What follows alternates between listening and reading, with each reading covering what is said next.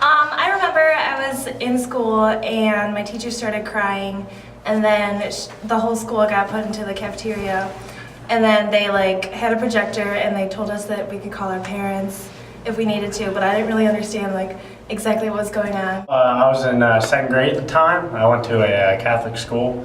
It was K through 6, and a priest walked in, turned the TV on, and saw the towers fall. I didn't know what it was at the time, but first time I ever saw my teacher cry. After that, the priest took all the students from the entire school, sat us down in church, and we prayed till 3 p.m. that day. Well, I was only 8 at the time, and I live about 10 minutes away, and we could hear the jets coming out of the Wright State Air Force Base and the sonic booms as they went past, and I had no idea what was going on at the time, but in the next few days it was difficult.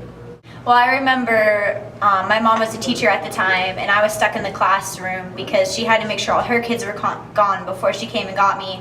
And I just remember the footage just being played over and over and over, and just seeing the planes go into the building, and I just remember it was absolutely horrifying, thinking that someone was driving planes into buildings and killing all those people. I remember going to school that day and then getting pulled out almost immediately afterwards.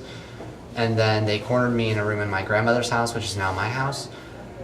And then I kept wondering why they weren't letting me into the living room, so I peeked over and I watched the second tower fall.